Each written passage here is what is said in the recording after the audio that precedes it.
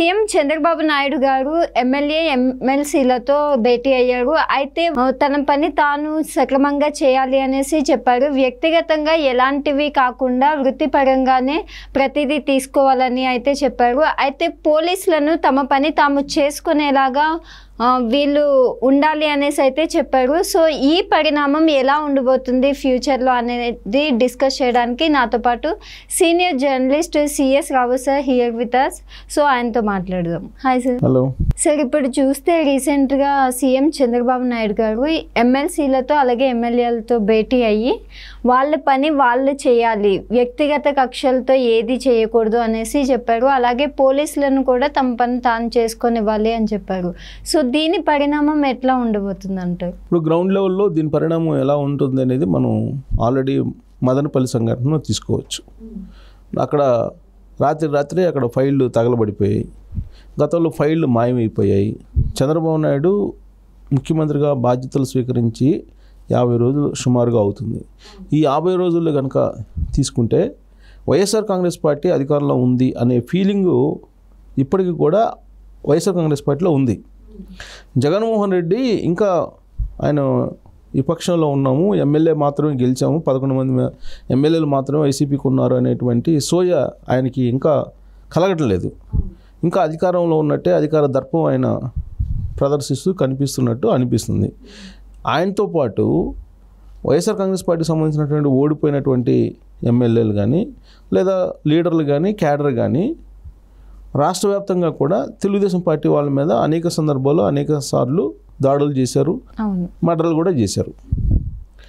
వాస్తవంగా అఫీషియల్గా రాష్ట్ర ప్రభుత్వం చెప్తుంది ఏంటంటే మొత్తం 5 మర్డర్లు జరిగినాయి తెలుగుదేశం పార్టీ ప్రభుత్వం అధికారంలోకి వచ్చిన తర్వాత. ఈ 5 మర్డర్లలో 4 తెలుగుదేశం పార్టీ వాళ్ళే హత్యకు గురయ్యారు, అంటే వైఎస్ఆర్ కాంగ్రెస్ పార్టీ వాళ్ళు చంపారు. ఒకటి మాత్రం రాజకీయ హత్య. మొత్తం 5 రాజకీయ హత్యలు జరిగాయి. ఈ 5 రాజకీయ హత్యల్లో 4 తెలుగుదేశం పార్టీ వాళ్ళని హత్య చేశారు అని చెప్పి అఫీషియల్ ఫిగరు చెప్తున్నారు. అంటే ప్రభుత్వం దగ్గర అయితే అఫీషియల్ ఫిగర్ ఉంటుంది కదా. ఇప్పుడు జగన్మోహన్ రెడ్డి ఏం చెప్తున్నాడు, దానికి భిన్నంగా చెప్తున్నాడు. 32 రాజకీయ హత్యలు జరిగినాయి, 36 హత్య రాజకీయాలు అటెంప్ట్ మర్డర్లు జరిగినాయి, 3000 మంది కుటుంబాలు వెళ్ళిపోయినాయి. రకరకాలుగా ఆయన చెప్తూ ఆయన మాట్లాడుతున్నారు. ఇలాంటి సందర్భంలో చంద్రబాబు నాయుడు ఒక హితబోధ చేశారు. ఎవరికి? తెలుగుదేశం పార్టీ ఎమ్మెల్యేలు ఎమ్మెల్సీలకి. ఏం చేశారు అంటే రాష్ట్ర అభివృద్ధి ముఖ్యం మనకి, గత ప్రభుత్వం ఏం చేసిందో అలా మనం చేయకూడదు, మనం అభివృద్ధి దిశగానే ఆలోచిద్దాం, రాష్ట్రం యొక్క ప్రగతిని మాత్రమే ఉండాలి, ఐఏఎస్లు ఐపీఎస్లు ఎవరైతే ఉన్నారో లేదా ఉన్నత అధికారులు ఎవరైతే ఉన్నారో వాళ్ళకి రెస్పెక్ట్ ఇవ్వాలి, మనం వాళ్ళ పని వాళ్ళని చేసుకొని ఇచ్చేలాగా చూడాలి. అలా కాకుండా ఉంటే కనుక మనం గత ప్రభుత్వం తోటి పోలుస్తారు, ఫలితంగా రాజకీయంగా నష్టపోతాం. మీరందరూ సంయమనం పాటించండి, మీరెవరు కూడా వాళ్ళు రెచ్చగొట్టినా మీరు రెచ్చిపోవద్దు అనేటువంటి ఒక హితబోధ చేశారు. ఇది వైఎస్ఆర్ కాంగ్రెస్ పార్టీ వాళ్ళకి కొంత హ్యాపీనెస్ని ఇస్తుంది. కారణం ఏంటంటే వైఎస్ఆర్ కాంగ్రెస్ పార్టీ అధికారంలో కోల్పోయింది. అధికారం కోల్పోయినప్పటికీ కూడా ఇప్పుడు వాళ్ళు అధికారం చలాయిస్తున్నప్పటికీ కూడా తెలుగుదేశం పార్టీ వాళ్ళు కాముగా ఉండాలి అనేటువంటి సందేశం చంద్రబాబు నాయుడు ఇవ్వటం అనేది అది వాళ్ళకి శత్రువుకి ఒక రకంగా బలం ఇచ్చినట్టే అవుతుంది. ఇంకోటి ఏంటంటే పోలీసులకు కూడా ఒక డైరెక్షన్ ఇచ్చాడు Chandrababu Naidu. Law and order విషయంలో పార్టీల పరంగా చూడొద్దు, తెలుగుదేశం పార్టీ వాళ్ళనైనా సరే మీరు కంట్రోల్ చేయండి, అరెస్ట్ చేయండి అనేటువంటి సంకేతాలు ఆయన ఇచ్చారు. పైగా దానికి తగిన విధంగా సొంత పార్టీలో ఉండేటువంటి ప్రజాప్రతినిధులకి మీరు జోక్యం చేసుకోవద్దు, ఏ విషయంలో కూడా మీరు కేవలం అభివృద్ధి విషయంలో మాత్రం జోక్యం చేసుకోండి. తర్వాత ఉచితంగా మనం ఇసుకని అందిస్తున్నాం, సో ఆ ఇసుక ఉచితంగా అందించేటువంటి ప్రక్రియలో మీరు ఎవరూ జోక్యం చేసుకోవద్దు, జోక్యం చేసుకుంటే పార్టీకి నష్టం కలుగుతుంది, ఇలాంటివన్నీ చెప్పుకుంటూ వచ్చారు. ఈ 50 రోజుల్లో సాధించినటువంటి విజయాలు ఏందో వాటిని ప్రజల మధ్యకి తీసుకెళ్ళండి, 2029 దిశగా మనం వెళ్దాము అనేటువంటి ఒక దిశానిర్దేశం ఆయన చేశారు.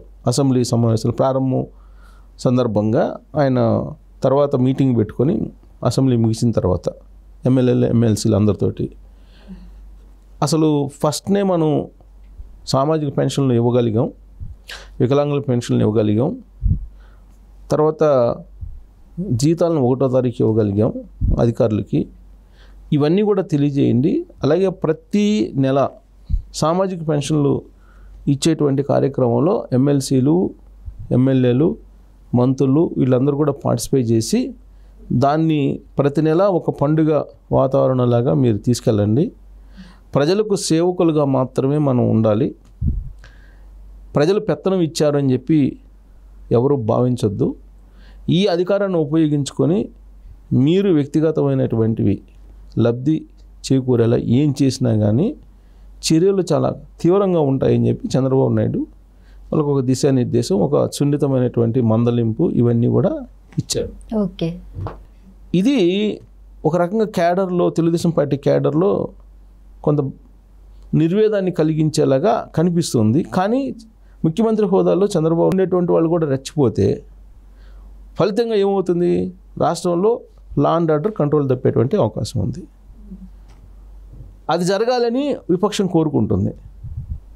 దాన్ని ఢిల్లీ లెవెల్లో చూపించి ఒక పెద్ద బూచిగా చంద్రబాబు నాయుడు ఏదో ఊచకోత కోసేస్తున్నారు ఆంధ్రప్రదేశ్లో విపక్షాలని అనేటువంటి ఒక ప్రచారాన్ని, ప్రోపగాండాని తీసుకెళ్లేటువంటి ప్రయత్నం తన సొంత మీడియా, కూల్ మీడియా, వాళ్ళ క్యాడరు, లీడర్ల ద్వారా తీసుకెళ్లేటువంటి ప్రయత్నం చేస్తున్నారు. రాష్ట్ర వ్యాప్తంగా కూడా ఏదో ఒక రకంగా అలజడి సృష్టించాలి అనేటువంటి ఒక ప్రయత్నం వాళ్ళ స్లీపర్ సెల్స్ చేస్తున్నాయి అనేటువంటిది ఒకటి పోలీసుల వద్ద ఇన్ఫర్మేషన్ కూడా ఉంది. తాజాగా ఆంధ్రప్రదేశ్లో జరిగినటువంటి అనేక సంఘటనల వెనక ఈ గంజాయి వ్యవహారం ఉంది. ఈ గంజాయి అనేది విచ్చలవిడిగా పండించారు జగన్మోహన్ రెడ్డి టైంలో. దాన్ని నిల్వలు చేసుకున్నారు, దాన్ని ఇప్పుడు సరఫరా చేస్తున్నారు. దాని దుష్పరిణామాలే ఇప్పుడు కనిపిస్తున్నటువంటి అత్యాచారాలు అనేది పోలీసులు చెప్తున్నటువంటి మాట. దాంతోపాటు హత్యలు కూడా. ఇప్పుడు తాజాగా జరిగినటువంటి హత్య తీసుకుంటే ఆ హత్య వెనక కూడా, వినుకొండలో జరిగినటువంటి హత్య వెనక ఏం జరిగింది అనేది అక్కడ ఉండేటువంటి ఎస్పీ కానీ అక్కడ ఉన్నటువంటి పోలీసులు కానీ చెప్పింది ఏంటంటే, వైఎస్ఆర్ కాంగ్రెస్ పార్టీలో ఉన్నటువంటి రషీదు, జిలానీ ఇద్దరు ఒకరికొకరు ఆధిపత్య పోరు కారణంగా ఈ మర్డర్ జరిగింది. అంతర్గత రాజకీయం వైఎస్ఆర్ కాంగ్రెస్ పార్టీ వాళ్ళదే. కానీ జగన్మోహన్ రెడ్డి దాన్ని ఎలివేషన్ ఎలా చేశాడు? తెలుగుదేశం పార్టీకి సంబంధించినటువంటి జిలానీ రషీద్ని మర్డర్ చేశాడు. సో తెలుగుదేశం పార్టీ మర్డర్లో చేయిస్తుంది అనేటువంటి యాంగిల్లో ఫోకస్ చేశాడు. వాస్తవంగా క్షేత్రస్థాయికి వెళ్ళి దాన్ని పరిశీలిస్తే ఆ జిలానీ, రషీద్ ఇద్దరు కూడా వైఎస్ఆర్ కాంగ్రెస్ పార్టీకి సంబంధించినటువంటి వాళ్ళే. వాళ్ళకి అక్కడ వైఎస్ఆర్ కాంగ్రెస్ పార్టీకి సంబంధించినటువంటి డాన్ ఎవరో ఉన్నారు. ఆ డాన్కి జగన్మోహన్ రెడ్డి అండుంది. ఇది వాస్తవం. కానీ దీన్ని వక్రీకరించి జగన్మోహన్ రెడ్డి గతంలో వివేకానంద రెడ్డి మర్డర్ని చంద్రబాబు నాయుడు అండ్ టీం మీద మోపినట్టు ఇవి రాష్ట్రంలో జరుగుతున్నటువంటి మర్డర్లు కానీ, లేదా అత్యాచారాలు కానీ, లేదా అటెంప్ట్స్ మర్డర్లు కానీ వీటన్నిటినీ కూడా తెలుగుదేశం పార్టీ మీద వేసేటువంటి ప్రయత్నం చేస్తూ ఉన్నాడు జగన్మోహన్ రెడ్డి. వాళ్ళ పార్టీలో అంతర్గతంగా విభేదాలు కూడా, విభేదాల కారణంగా వస్తున్నటువంటి ఈ నేరాలను కూడా ప్రభుత్వం మీద మోపేటువంటి ప్రయత్నం చేస్తూ ఉన్నాడు. దాన్ని మరింత ఎలివేట్ చేసేటువంటి ప్రయత్నం చేస్తూ రాష్ట్రాన్ని బదనాం చేసేటువంటి పరిస్థితి తీసుకొచ్చారు. బహుశా అందుకే చంద్రబాబు నాయుడు వీళ్ళకి ఒక హితబోధ చేశారు. ఒకవేళ వాళ్ళు రెచ్చగొట్టినా కానీ మీరు రెచ్చిపోవద్దు, మనకు రాష్ట్ర అభివృద్ధి ముఖ్యము, రాష్ట్ర ప్రజలు ముఖ్యం, రాష్ట్ర ఆస్తులను కాపాడుకోవాలి, రాష్ట్రంలో రక్షణ కల్పించాలి అందరికీ అనేటువంటి ఒక దిశానిర్దేశం, హితబోధ చేశారు. ఇది చేయటం అనేది అగ్రెసివ్గా ఉండేటువంటి తెలుగుదేశం పార్టీ క్యాడర్కి నచ్చకపోవచ్చు. కానీ పరిణితి చెందినటువంటి ఒక రాజకీయ నాయకుడిగా చంద్రబాబు నాయుడు అంతకు మించి ఏమీ చెప్పినా కానీ రాష్ట్రంలో అల్లకొల్లోలం ఏదైతే అనుకుంటున్నాడో జగన్మోహన్ రెడ్డి అది వస్తుందని ఆయనకు తెలుసు. అందుకే చంద్రబాబు నాయుడు సొంత క్యాడర్ని, సొంత లీడర్లని, సొంత ఎమ్మెల్యేలని, సొంత మంత్రుల్ని సంయమనం పాటించండి అని చెప్పి చెబుతున్నారు. అది చేతగానితనం అనేటువంటి యాంగిల్లో వైఎస్ఆర్ కాంగ్రెస్ పార్టీ తీసుకుంటుంది. కానీ దానికి ఎప్పుడో మూల్యం చెల్లించాల్సి ఉంటుంది వైఎస్ఆర్ కాంగ్రెస్ పార్టీ. ఇప్పుడు 5 సంవత్సరాల పాటు జగన్మోహన్ రెడ్డి పరిపాలన చూశారు. 2019 నుంచి 2024 వరకు ఆయన ప్రజావేదిక కూల్చివేత దగ్గర నుంచి సోషల్ మీడియాలో పోస్టులు పెట్టినటువంటి వాళ్ళని కొన్ని వందల మందిని అరెస్ట్ చేయించారు. అలాగే కొన్ని వందల మర్డర్స్ జరిగినాయి ఆ పీరియడ్లో తెలుగుదేశం పార్టీ వాళ్ళని చంద్రయ్య లాంటి అతన్ని మెడకాయ కోసారు. ఇలాంటి సంఘటనలు చాలా ఉన్నాయి. డాక్టర్ సుధాకర్ని ఏం చేశారో తెలుసు. ఇట్లా చెప్పుకుంటూ పోతే అనేక అంశాలు ఉన్నాయి. రాష్ట్రంలో రూల్ ఆఫ్ లా లేకుండా చేశాడు జగన్మోహన్ రెడ్డి ఆయన హయాంలో. ఇది నేను చెప్పడం కాదు, judge, retired judge, high court judge letter రాశాడు సుప్రీంకోర్టుకి. కాబట్టి ఇప్పుడు ప్రభుత్వం మారిన తర్వాత law and order, rule of law లేదు అని చెప్పి జగన్మోహన్ రెడ్డి చెప్పడం అనేది అది కేవలం రెచ్చగొట్టేటువంటి కార్యక్రమం. చంద్రబాబు నాయుడు కూడా కొంత బోలాతనంతో, మంచితనంతో, అతి మంచితనంతో ఈయన రెచ్చిపోతున్నాడని ఒక వర్షన్ కూడా వినిపిస్తుంది. కానీ చంద్రబాబు నాయుడు అంత సమయం పాటించి అంత మంచితనంగా వ్యవహరించకపోతే ఫలితంగా రాష్ట్రం నష్టపోతుంది. రాష్ట్రం నష్టపోవడానికి చంద్రబాబు నాయుడు ఎప్పుడు కూడా సిద్ధంగా ఉండడు. త్యాగాలకైనా సిద్ధపడతారు కానీ రాష్ట్రం నష్టపోవడానికి ఆయన సిద్ధపడ్డాడు. కాబట్టి భవిష్యత్తులో ఆయన మంచితనమే చేతకానితనం అని చెప్పి వైఎస్ఆర్ కాంగ్రెస్ పార్టీ అనుకుంటే భారీ మూల్యం అయితే చెల్లించుకోవాల్సి వస్తుంది ఆ పార్టీ అనేది మనం విశ్లేషణ చేసుకోవచ్చు. Okay, thank you so much sir. Thank you.